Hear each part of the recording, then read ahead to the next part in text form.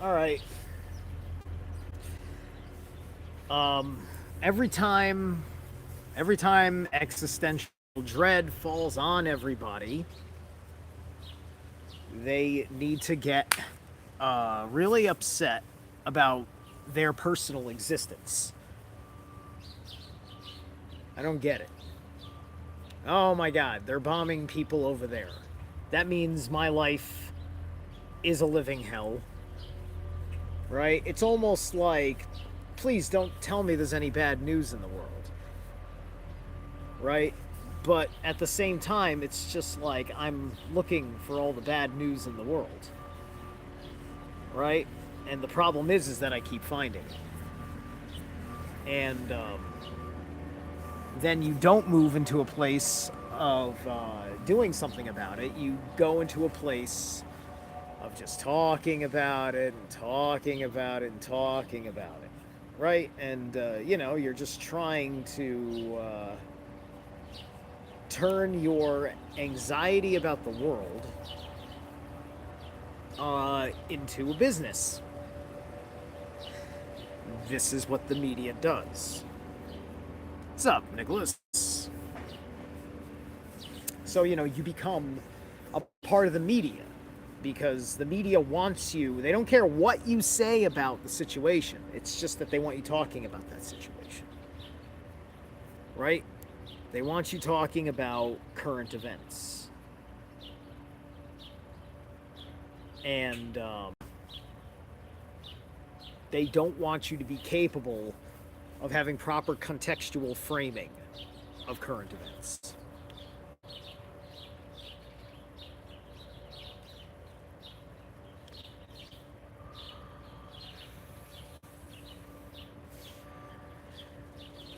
I wonder when Alex Jones chugs hard liquor um, on a YouTube channel doing interviews uh, in a delegated, like, uh, prepared to be here kind of way, like the video that I saw. Does he realize that that is not the same as just taking a quick hit of something, or maybe just having like a sip of beer? Um,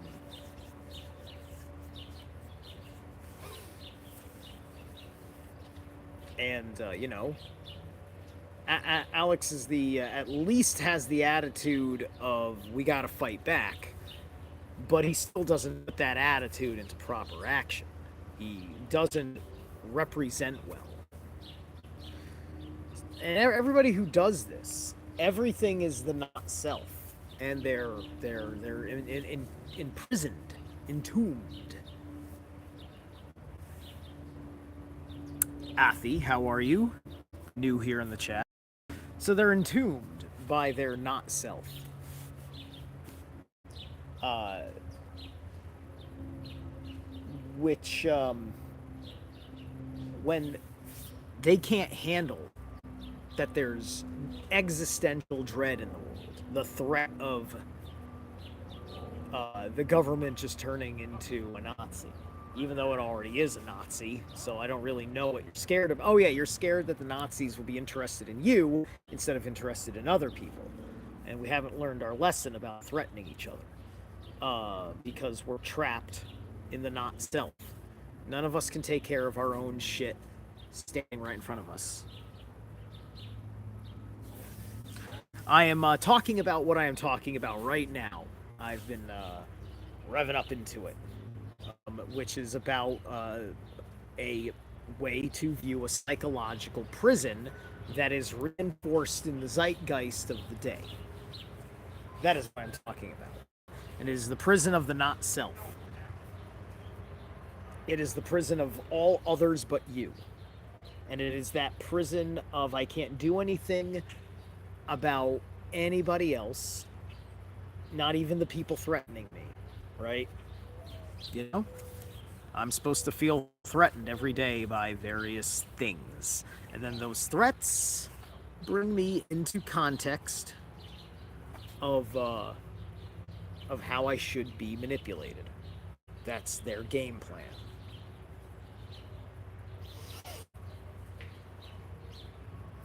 They want you invested in all manner of things. They want you to say, well, it doesn't matter that it's we screwed up and that's why we're here.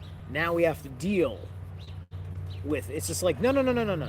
I'm actually not a party to that screw up. I can only take care of me here and not contribute to the screw up. I know you. Maybe you're involved in that screw up. But I don't think you are. I think you just want me to get wrapped in it because you think that you're wrapped in it. Because they're tricking everybody into thinking that they're wrapped into their nonsense. Because everybody wants to get you wrapped into a one-world system, and thus they need to put out a unified global signal as their station of, are you with us or against us? A decree has been put out by central figure. And then from that central figure, everyone that's supposed to react to that central figure reacts to it. And then they make you react in accord with them. So that way they don't look like liars or saying, yeah, our country is all behind all this shit. Or yeah, our company is all behind all this shit. Or whatever your organization, your world is. And then your world gets run over by a new principality.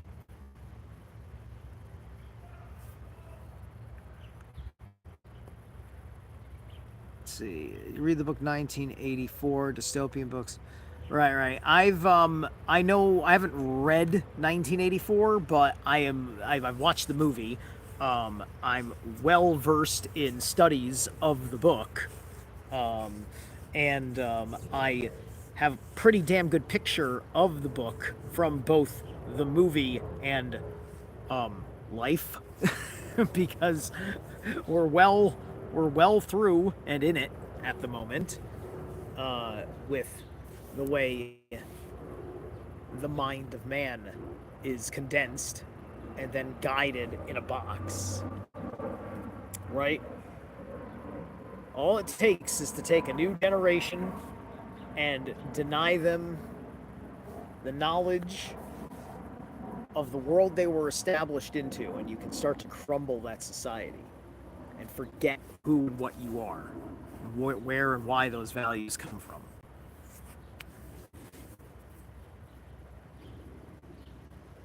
Am I from Virginia? Don't worry about where I'm from. I'll tell you where I'm from when it's a part of my story. Don't ask any personal questions of me, because I am not you. I am part of your not self. Don't worry about me. You. What's in you? Where are you from? And that has little to do with geography, other than as a marker of memory. But do you have an understanding of what it is to be in origin? Right. This is going to be philosophical, no doubt.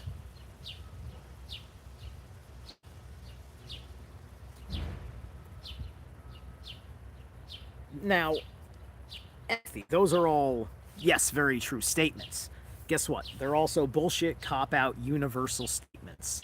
We're all fractals of the higher force. That's good. But still, other fractals of the higher force in manifestation are the experience of the not you. Who are you? What is your little slice of the universe doing? You have free will, you have agency here. That was not a mistake in your incarnation. You're supposed to remember to stay in divine accord while doing these things, which can be difficult because you forgot and you reincarnated. Which, all working that shit out right now because you're not supposed to forget. I think technically we're not supposed to die, or it takes a long time to die, and then you don't lose your memories on the swing back. Things like this.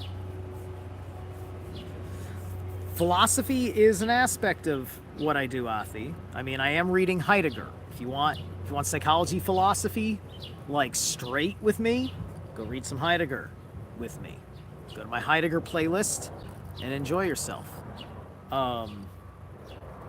This philosophy is wrapped into an entire discipline, an entire spiritual principle, and me sharing it for the sake of being an access point to inspire you to unlock yourself. So this happens to be one of those where my talk is very, very highly driven at me talking about what works for me on the universal level that works for you. Because it's universal, that's why I can throw my voice out there, and I am certain that some fractal aspect on a quantum level of whatever the fuck I am saying means something in resonant field to someone else who doesn't know me, who doesn't even have a relationship, an association.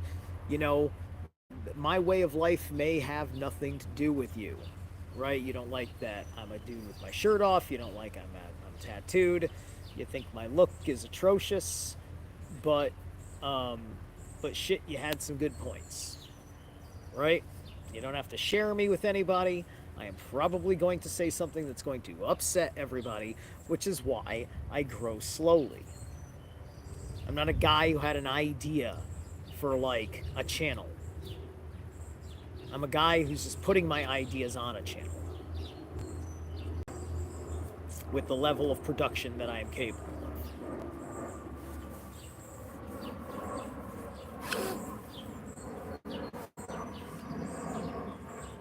You can't get converted to Native American. That's like an inherently racist statement. Native American is a nation of people. It's several nations of people.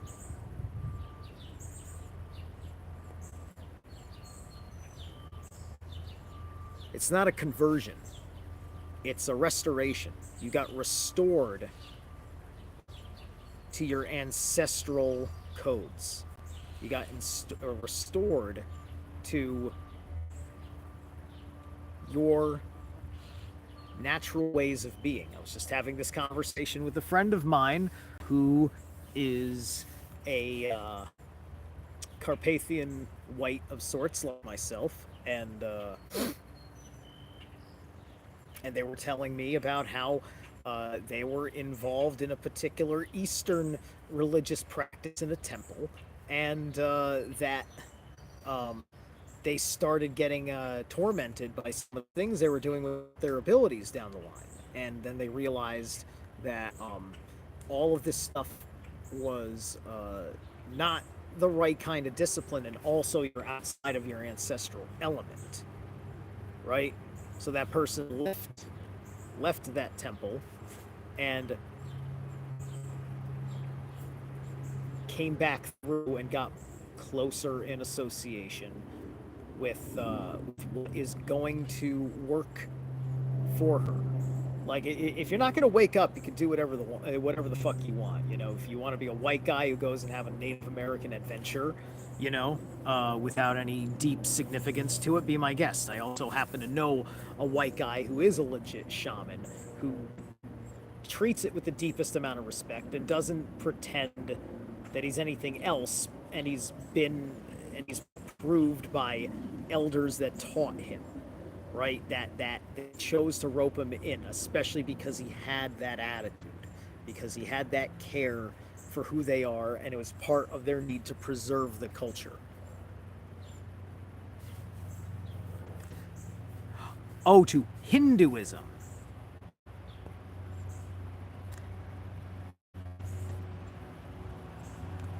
Gotcha.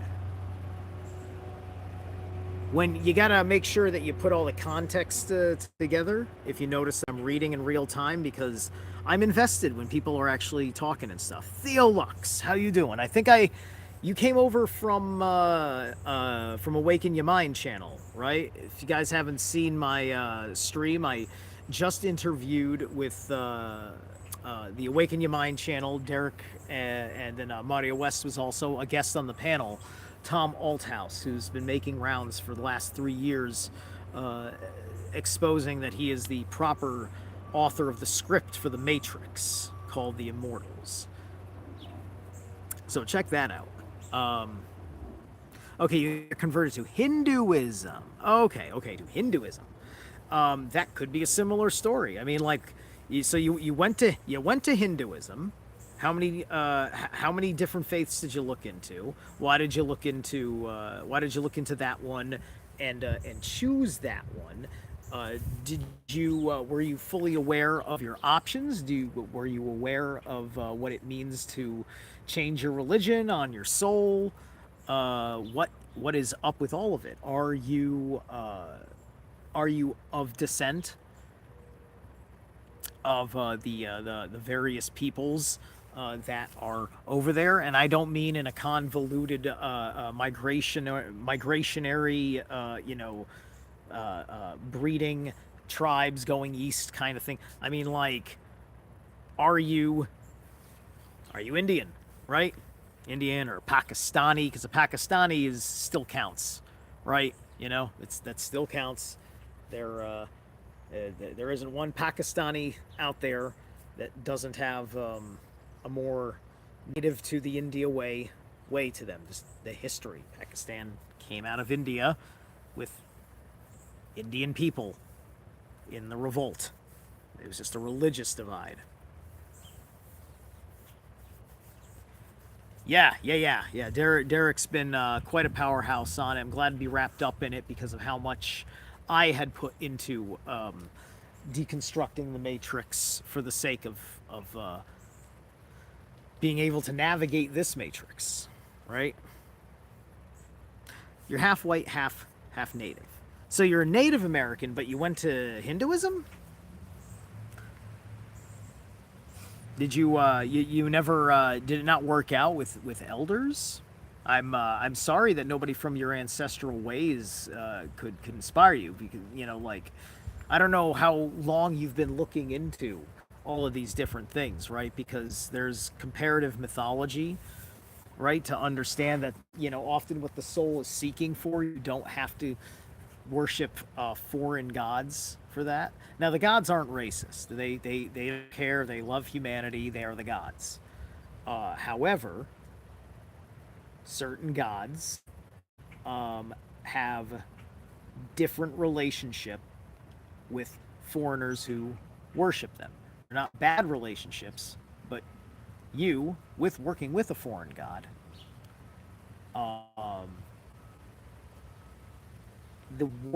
the energy working with the god, that may not necessarily go the right way, because because if you're like worshiping, like, let's say Anansi, the African god Anansi, right? Like, African magic is not going to work in my inherent system, inherited from my ancestors. The magic, which also is associated with the gods who teach us the magic, that has a great deal to do with the people whom you came from and all the power inherited in that. So you keep with what you got, because I'm sure there's a deeper truth that you need that's there. And I never tell somebody to shun away from knowledge and things like that. And I could be asking a lot, because it could be changing too much of your life. Too many of you may not like how you would have to lose approval from people in certain ways. But if you're actually, whatever your blood codes are, you go into that. Okay, I'm Scottish, so I've got various Celt and Norman situation going on. I'm French, so I've got Norman situation going on, as well as Germanic situation going on, and I'm Italian, right? So that's a Roman situation. So kind of Greco-Roman is going to work, and because I like to dive deep back, I took Zeralath, working with two words in Etruscan, right? So I count like the Tuscany stuff, which makes a lot of sense with my relationship to Tyr, because Tyr is a word in Etruscan, and there was a city of people like Tyrannus so on and so forth. So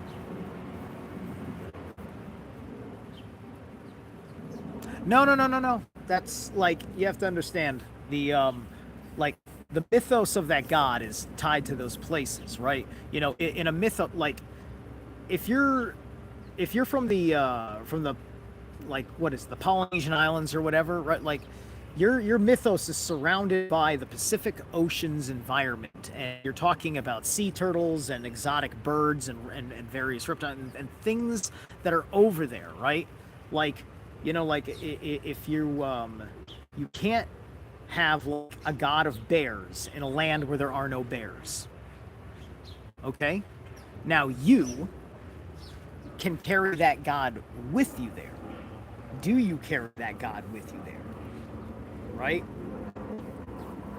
I mean, like, I can go wherever I want. I can worship, what you know, like whatever, like, and I don't worship, by the way. There's no worship in any of this. But my point is that you know, it's your focal point. It's your focal point. There's a lot of the relationship that we have with the terms of deity or the higher force, which is that which transcends the gods, um, than we're typically used to. Because you're confusing what you can do with your free will and which you can do whatever you want with your free will. Like, there isn't really technically negative consequences, but if you're stifling yourself, that's technically a negative consequence. And I'm telling you that there's a stifling when you are working outside of your blood codes, right? You know, your magic is most powerful on your father's line, right? I have my aspects of me that is Italian, but I'm primarily working in the Scottish side of the blood codes because that's my dad. My dad is half Scottish, half French, right? So in Norse mythology, you need there to be ash trees, you need there to be birch trees, you need there to be yew trees. If those kinds of trees don't grow in that environment, you don't have a reference point for your living mythos because you're talking, you know, like, because you talk about like an oak tree and you're talking about like Thor and Odin, right? And if you've never, you know, had a relationship with an oak tree before, then you stifled your relationship with that god. The gods are strongest in their environment. You see, North America, synchronistically, is in the same kind of climate zone as Northern Europe.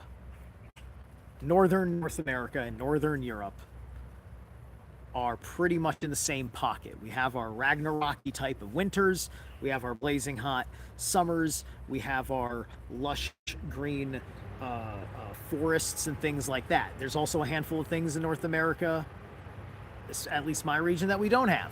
There's not a lot of volcanism like there is in Iceland, so I don't have the same relationship with Surt, for instance, that somebody who lives near the flame does.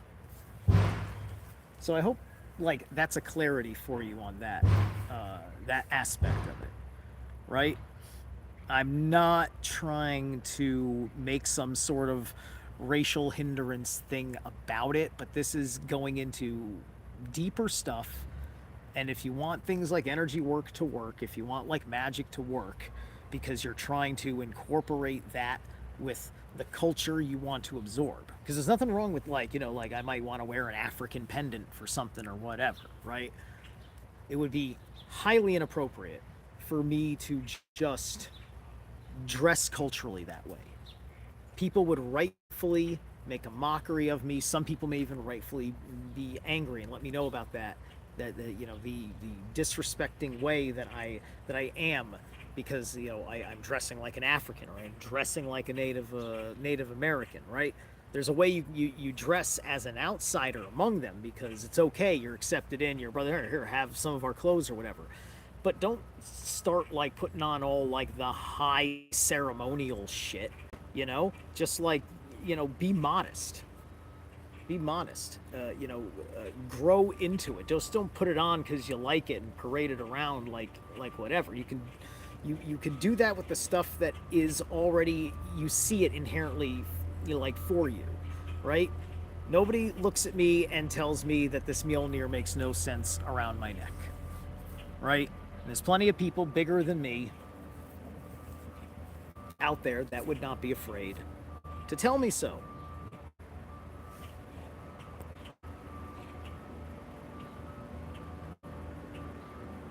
All right. How are we doing over here? Let's see. All right. Forms in accordance to the surroundings. All right. Well, you've got a lot of questions about where I'm at with my style because you're very new. I'm gonna refer you to checking out my channel, just because, um, even though I'm small, I've been around for a hot minute. I've lost channels. I'm not big on the whole marketing and tapping off of whatever momentum I may think I have, so on and so forth. Last time I lost my channel, I didn't even make a new channel for like 6 months. Like 6 months, well, I don't know, a long time. I was in no rush to start a new fucking channel. I wanted to reset myself at that time. I felt like I had changed in the first place.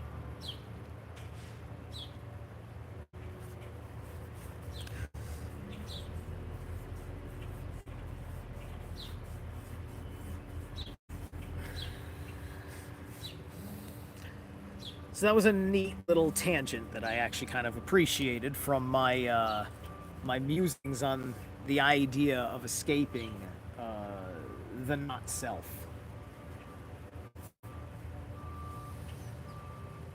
Because the escaping of the not self, it's in the same correlation as one of the big takeaways I've had from reading Heidegger's Being and Time thus far, which is about the existential, the Dasein of the other, the world, the state of being of the other being imposed in on you, and then you having to live with this state of being because you are not,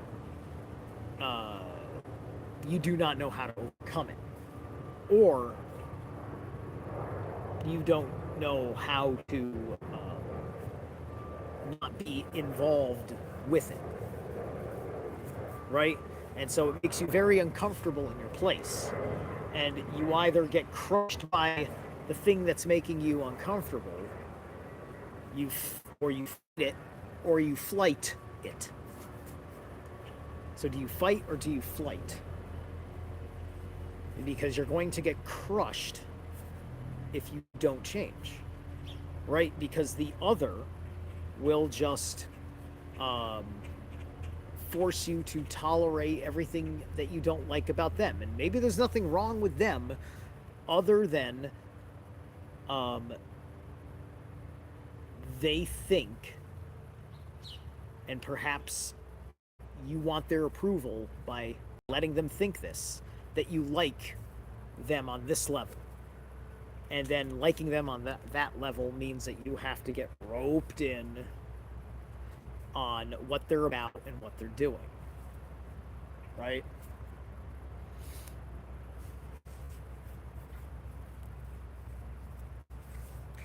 And so now you are not following your inner authority.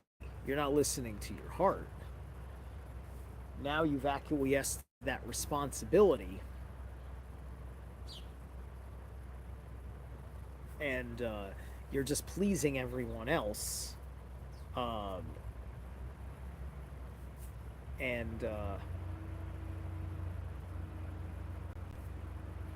you could have worldly success, but inside there's a certain level of mediocrity, because you'll be carrying with you well, this is great, but this is not really This isn't really for me. But I'm succeeding, right? You're succeeding, and the only reason why you care is because you like seeing everybody else happy and happy with you. You like the approval. The approval makes you feel safe and secure. If something goes wrong, you've got 50 people to lean on. Or you take the hard path like me. If something goes wrong, I got nobody to lean on.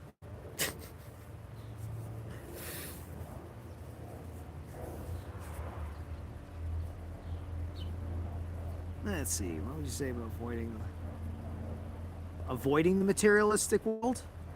Um, there's only one way to avoid the materialistic world, and that's to fucking die.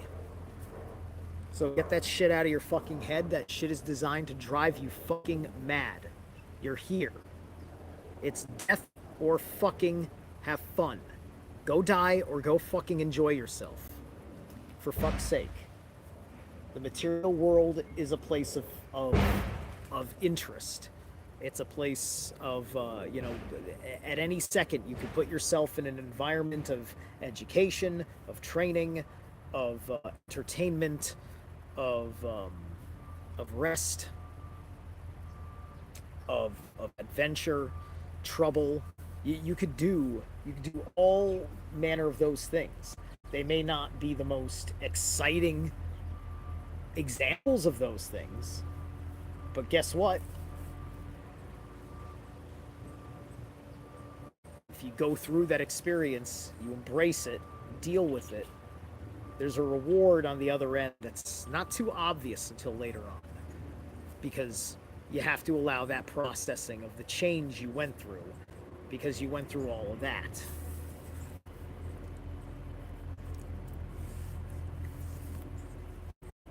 Anybody that wants you to escape the material world is trying to make you neurotic. Because they want you to be frustrated that you definitely aren't just going to go and get yourself killed, but that there is nothing to have a maintained sense of joy and a feeling of security in this world.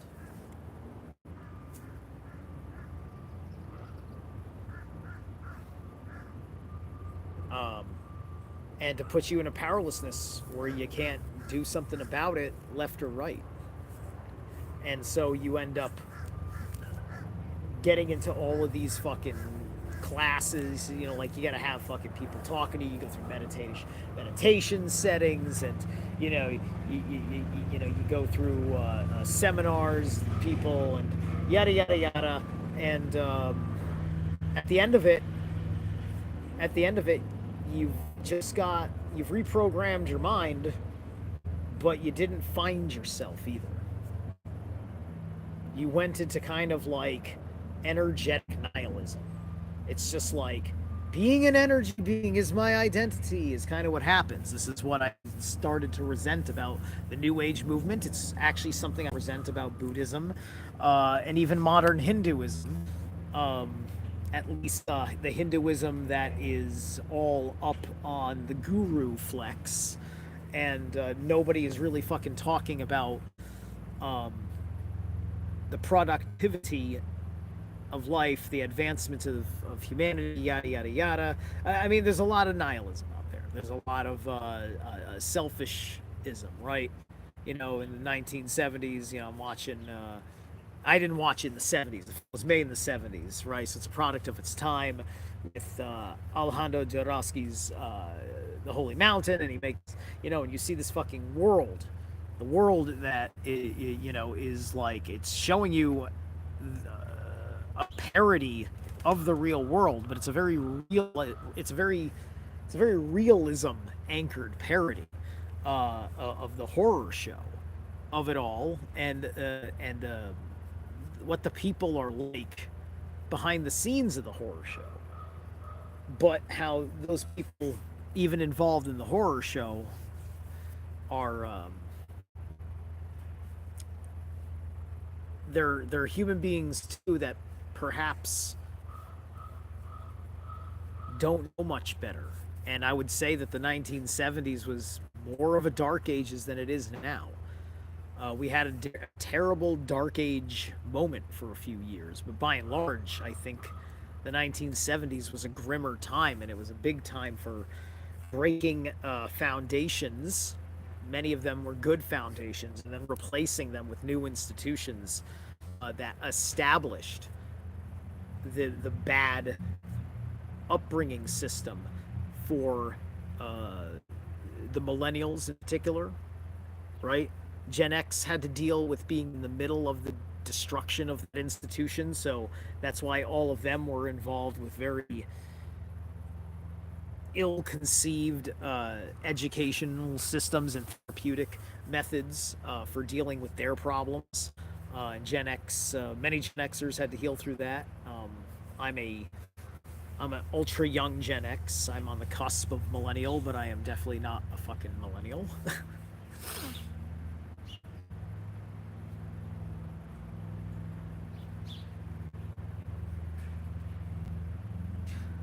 Well, we make the difference in our body between us and the divine purity. We have to work to purify the body. I spent 40 years of my life largely keeping my body in a toxic state. I've spent the last 3 years of my life, four really, but just about three, um, purifying it as best I can. I still get plenty of sugar, but not so much sugar that I can't lose the weight, right? Or get into some other unhealthier state, because I definitely have a healthy cutback on that. Things are really quite good, right?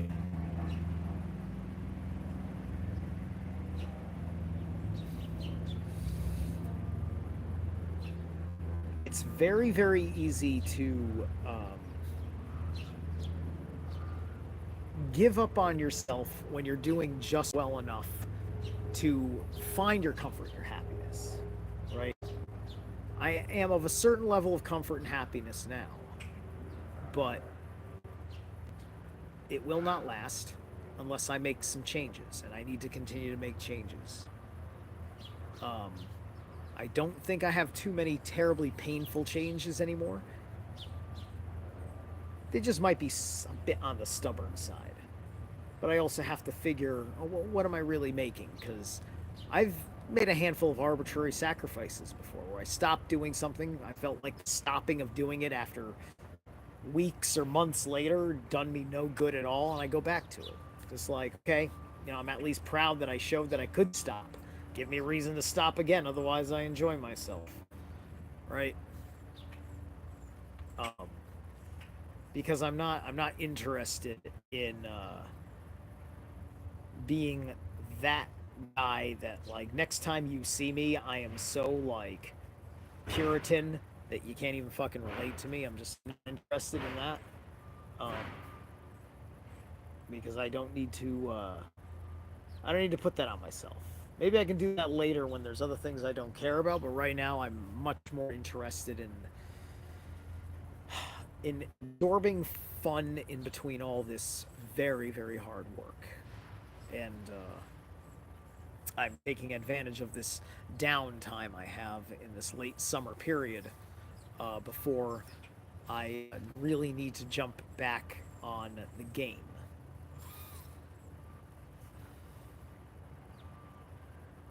M's author. I like the title. Bro is on his Viking era. Oh no, I'm much more of a Bronze Age Norseman than I am a Viking. I don't even like using the word Viking. Sometimes it's fun to use that word, but there's still some people out there that think they know what they're doing, and they're calling, people Vikings like Viking is a tribe. It's like, we're a tribe of Vikings. I mean, like, yes, you can be a tribe that all these Vikings came from, but not all the people in the tribe are Vikings. It's just like, yeah, that's Fionn. Fionn is a Viking. Most of the men over there are Vikings. Most of the Vikings we know come from our tribe. It's like that, right? But that guy's a baker and that guy's a candlestick maker, da da da da. But those big men over there, those are the fucking Vikings, right? And, you know, like it was a profession.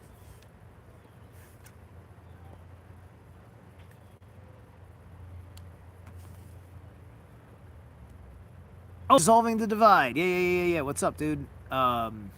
Derek, that's you, right? Because that's your other channel. I'm used to seeing you on Awaken Your Mind. UFO 777. Hey, thank you, UFO. Don't forget, yeah, thank you for liking. Don't forget to share, subscribe, and hit bell notification either. I gotta figure out when I'm gonna do my next Heidegger read. And hopefully I'll be able to nail a couple more interviews in the near future. There's a handful of people I'm thinking about asking and then waiting super patiently to see if they return the call.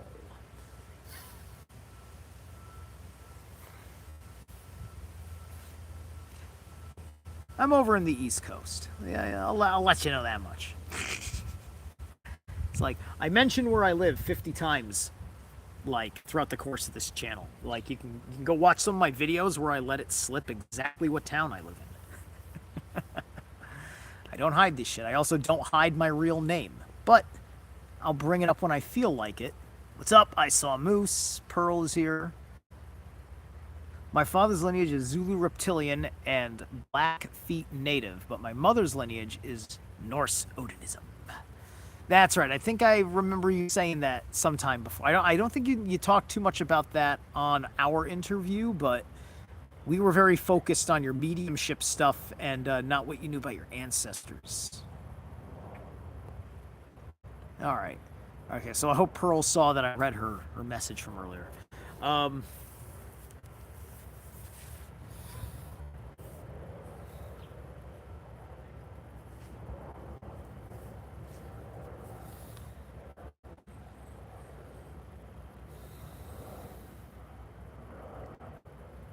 So one of the biggest lies in the world is exactly how awful it is to, like, be yourself. You know, because, and that's a lie that we don't think that's somewhat, like, we don't think anybody says that. Because everybody says be yourself, be yourself. I watch people where being themselves is still deeply rooted in liking being something that other people are. And that maybe is just because I'm an Aries and I'm being too judgmental because I'm the one that needs to be that much more quote unquote unique. But then at the same time, I can also be not so unique, right? My aesthetic, this is not an original aesthetic. Men in America have been looking like this since the 1960s. And especially, you know, metalheads in the 1980s, right? It's just like, it's not original, but it is an aspect of a group belonging that whether I am accepted by that group or not, like, I don't need metalheads. I don't need other Norse-haired looking motherfuckers. I don't need like a crew of fucking heathens to walk down the street and be myself. I can be myself all fucking alone because it would be harder for me not to be. Ah, you're an Aries too. If you're an Aries too, then I bet there's a good chance that you might have just jumped into, once you were done with one thing, to the next thing. You may also not necessarily have the deepest attachment, but you just, but you do love what your path is doing for you. Because that's my attitude. I'm just letting you know. Don't singularize yourself, and do not deny yourself, right? Because this all, you know, this all is correspondent to me talking about the not self. My lineage is not from India. I am not going to take Shiva over Odin. My lineage is from Africa. I'm not going to take Shengo over Thor. My lineage is not technically from Greece. I'm not going to take Persephone over Hell. You see?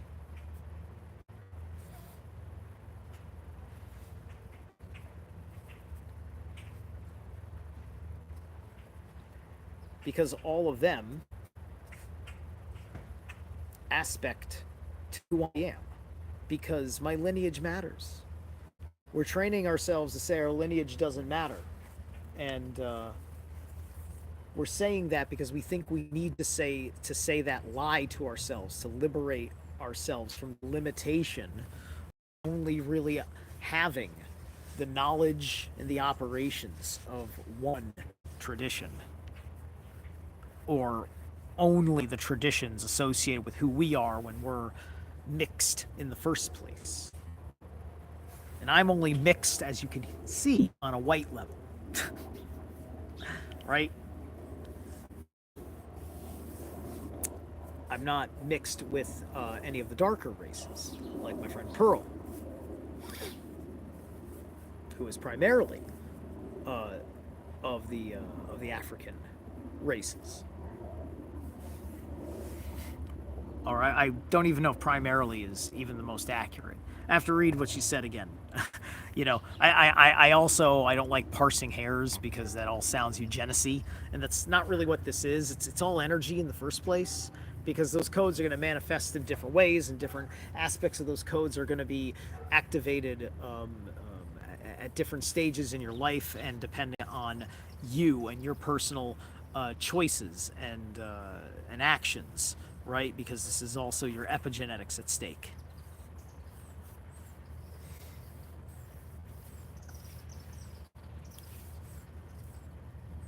Our existence is so small compared to the universe that we don't make a difference, even if we try. No, that's not true. You just don't use magic. We can make a tremendous difference. If you think I've not made a difference because you see 296 subs on this channel, you don't know who I am, you don't know of anyone who has spoken of me, you think that I haven't made a difference. You have to know how to wield your influence in the place that you are. And, you know, not to degrade anybody by calling them a piece on a chessboard, but in the grand scheme of the higher force and those that are out of alignment,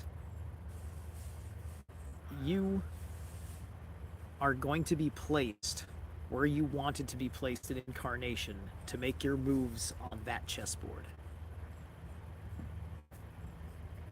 And maybe you can't do much because you're surrounded by a bunch of other pieces. Most of them are your own piece, and you're just stuck in the back while they're forward towards the front line trying to get that king in check. But you don't have the perspective of the oversoul playing the game, and you don't realize how important your particular placement is there, and when your role is to unfold. But you don't also see how so many things are done a certain way because of the choice to keep you in that spot, right? Now, you're supposed to eventually figure this out and be a co-player. You're supposed to hit a certain level of awareness where you're more of the conscious piece on the board, because you realize that you're not being manipulated by the higher force. You're working together. And it's just a tricky game because of the reincarnation forgetting cycle. All you have to do is leave the right impression with the right person, with just the right kind of person. And then that person had certain ideas. And then they went and they did something. and then the world became a better place because of what that person did that never would have done it if they didn't hear it from you. And that person was one of only 15 people that listened to you that day. And all it took was 15 people, 1 out of 15, to change the world. So, you have to understand that water is a medium. You're a drop in the ocean. Your vibration, just like the ocean's vibration, all leans upon each other.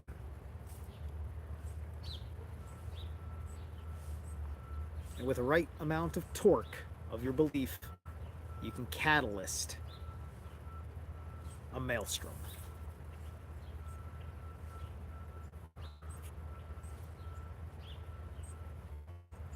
So, I want you all to bury all of those kinds of small-minded thoughts. Because once again, that's the not self. Bury them. Just because you're dealing with limitation worse than other people are dealing with limitation does not mean that you are actually more limited than everybody else you see around you that has capability and influence. But you're not necessarily interested in doing anything that is capable and influencing. That is your choice. It is your choice to think on the sidelines. It is your choice to be proactive. It's your choice to be selfish. It's your choice to be selfless. Once you've escaped the not self, you actually can be very, very generous, very giving, because you have the excess of your overfilled cup of joy. And you're never going to have those things if you run around talking about, I'm 1 in a million fucking people, meh, right? Because, you know, we let this shit happen with politics, right? You know, we watch fucking presidential politics, and, you know, it's inconceivable to us that somebody, you know, can go from whatever to whatever, and just because, like, he did all these right things, and he's really inspired all these people, you know, that all this change is just like, no, it's not what's really happening. The people are changing, and then the leader is getting swept up in the change, right? Germany as a whole could have made a bunch of different decisions that would have made Hitler look good, and Hitler wouldn't have had to change a goddamn thing.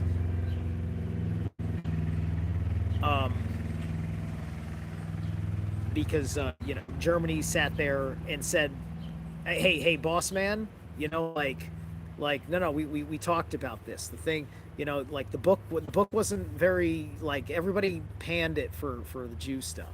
Like broski, we want to win this thing. You like, it's, we gotta stop saying it was the Jews' fault. And then we got this election. We don't have enough men to beat them down. We thought, like, it's alternate history, right? The fascists didn't have enough people to beat up everybody else, so they had to fucking, like, change their message instead of beating their message into people, right? Germany could have made that decision if they wanted to, forced that would have forced, like, there was still a political process, right? You know, the strong arming had to come to a stop, but unfortunately it was too late, because that became part of the ethos for that party and has remained as a permanent fixture of that party's platform, is the anti-Semitism.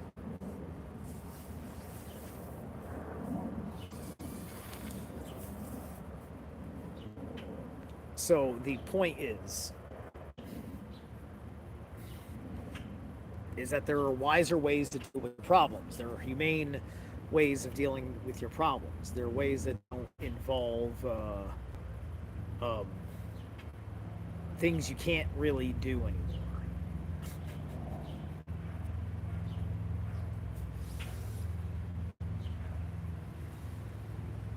And we have to worry about that in this country. But that's still, solving these problems is still not an existential problem for you. Whatever happens on this level, you will be fine. You personally will be fine if you're doing all the work, all that internal work, because you're taking very seriously being a person who's capable and more capable of being exactly where he wants to be when he wants to be there. Thus also saying where you don't want to be and when you don't want to be there. And then, from that position of strength, you can get yourself involved. And then you always got a sanctuary to come back to. And you can continue to make the difference. Even if it means only talking to 15 people and one of them mattered. Anyway. Thanks so much. I'm going to go take care of some things. I'll catch you guys later.